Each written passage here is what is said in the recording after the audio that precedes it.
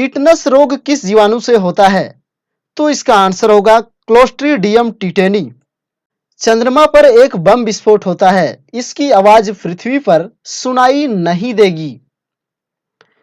मनुष्य के शरीर में लाल रक्त कणिकाएं कितने दिनों तक जीवित रहती है? तो 120 दिनों तक। यदि किसी सरल लोलक की लंबाई 4% बढ़ा दी जाए तो उसका आवर्तकाल 2% बढ़ जाता है। एक लड़की झूला झूल रही है, उसके पास एक अन्य लड़की आकर बैठ जाती है, तो झूले का आवर्तकाल अपरिवर्तित रहेगा। हम रेडियो की घुंडी घुमाकर विभिन्न स्टेशनों के प्रोग्राम सुनते हैं, यह संभव है अनुनाद के कारण। वेंचुरी मीटर से क्या ज्ञात करते हैं? तो जल के प्रवाह की दर। चौराहों पर पानी के फुवारे में गेंद नाचती रहती है क्योंकि पानी का वेग अधिक होने से दाब घट जाता है।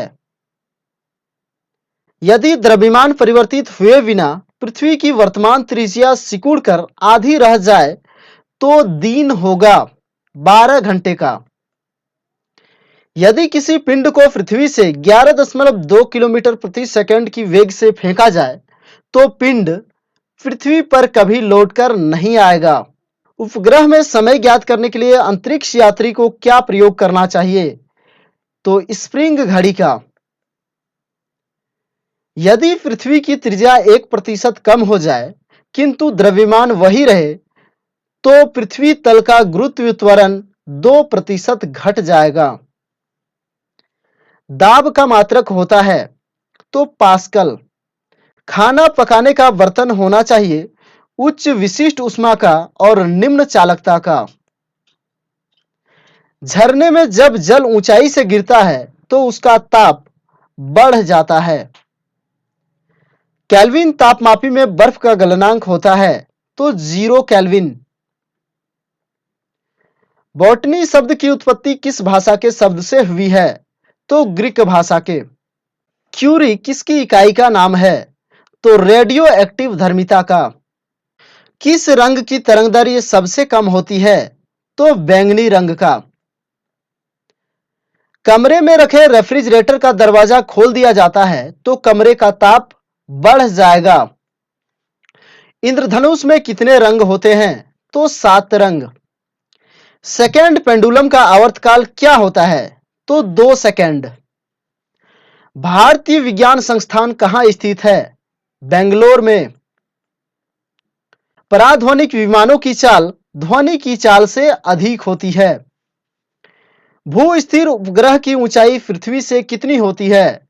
तो 36,000 किलोमीटर। घड़ी के अंदर रात चमकने वाला पदार्थ क्या है? तो रेडियम। बर्फ में स्केटिंग करना प्रदर्शित करता है कि दाब बढ़ने पर बर्फ का गलनांक घट जाता है। स्टेनलेस स्टील एक मिश्र धातु है जबकि वायु एक मिश्रण है। पर्यावरण का अध्ययन जीव विज्ञान की किस शाखा के अंतर्गत किया जाता है? तो पारिस्थितिकी के अंतर्गत किया जाता है। फूलों के संवर्धन के विज्ञान को क्या कहते हैं? फ्लोरिकल्चर।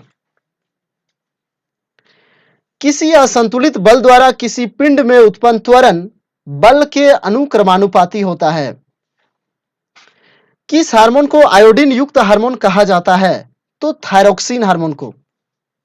परमाणु नाभिक के अवयव हैं तो प्रोटॉन और न्यूट्रॉन। सजावटी वृक्ष तथा झाड़ियों के संवर्धन से संबंधित अध्ययन क्या कहलाता है? आर्बोरिकल्चर। निकट दृष्टि दोष से पीड़ित व्यक्ति के चश्मे में कौन से लेंस का प्रयोग किया जाता है? तो अवतल लेंस। दूर दृष्टि दोष से पीड़ित व्यक्ति के चश्मे में कौन से लेंस का प्रयोग किया जाता है? तो उत्तल लेंस। हड्डियों एवं दांतों में मुख्य रूप से कौन सा रसायन होता है? तो कैल्शियम। प्रकाश का वेग अधिकतम किसमें होता है? निर्वात में। माइकोलॉजी में किसका अध्ययन किया जाता है? तो कवक का अध्ययन किया जाता है। जल में तैरना न्यूटन की गति के किस नियम के कारण संभव है? तो तृतीय नियम। कोई पिंड तब तक विरामावस्था में बना रहेगा जब तक उस पर कोई बाह्य बल कार्य नहीं करता है। यह कथन किसका है? तो इसका आंसर होगा न्यूटन। न्यूक्लियन नाम सामान्यतः किसके लिए है? तो प्रोटॉन और न्यूट्रॉन के लिए, क्योंकि प्रोटॉन और न्यूट्रॉन परमाणु के नाभिक में पाए जाते हैं। एक्सोबायोलॉजी में किसका अध्ययन किया जाता है? तो बाह्य ग्रहों तथा अंतरिक्ष में जीवन का। मोनाजाइट किसका अयस्क है? तो थोरियम का अयस्क होता है। गन मेटल किसका अयस्क है? तो तांबा, टीन और जिंक का। जल में आसानी से घुलनशील है? तो नाइट्रोजन गैस। भारी जल एक प्रकार का होता है? तो मंदक होता है। पनीर एक उदाहरण है जेल का। निम्नलिखित में कौन सा एक प्रकृति में अनुचुंबकीय है? तो ऑक्सीजन। जो तत्व ऑक्सीजन पर प्रतिक्रिया नहीं करता है वह है? तो आयोडीन। कौन से तत्व सर्वाधिक अस्थायी होते हैं? तो सीसा।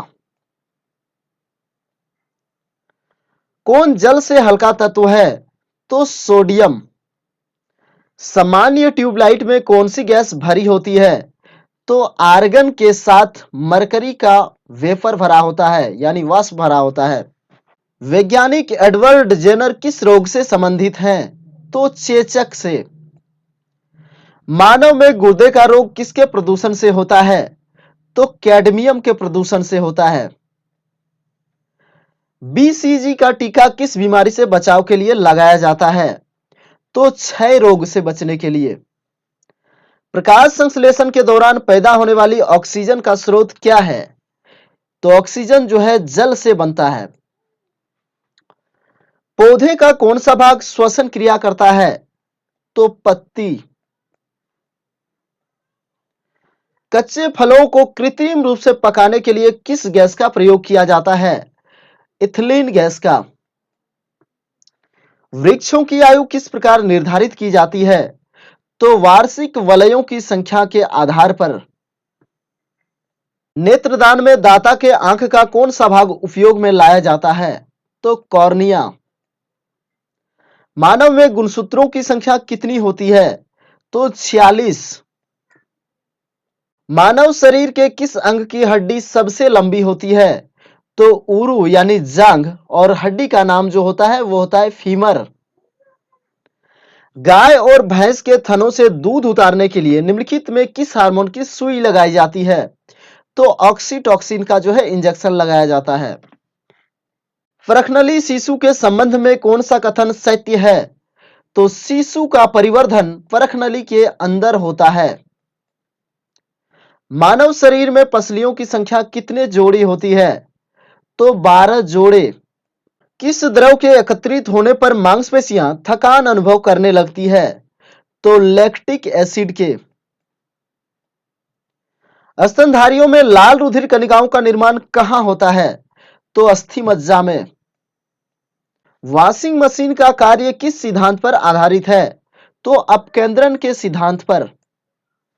थर्मामीटर में चमकने वाला पदार्थ क्या होता है? तो पारा। कौन सी गैस सूंघने पर आदमी हंसने लगता है? तो नाइट्रस ऑक्साइड यानी N2O। मनुष्य के आंसू में क्या पाया जाता है? तो सोडियम क्लोराइड।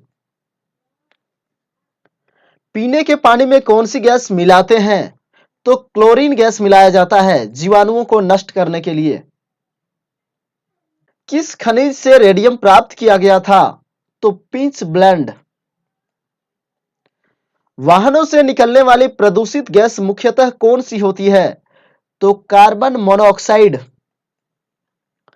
एलपीजी में मुख्यतः कौन सी गैस होती है? तो ब्यूटेन गैस। मानव शरीर में सबसे अधिक यूरिया किस में होता है? तो मूत्र में। समुद्र की गहराई मापने के लिए कौन सा उपकरण प्रयोग किया जाता है? फेदोमीटर। जेट इंजन किस सिद्धांत पर कार्य करता है? तो रैखिक संवेग संरक्षण सिद्धांत। पेनिसिलिन की खोज किसने की थी? अलेक्जेंडर फ्लेमिंग ने।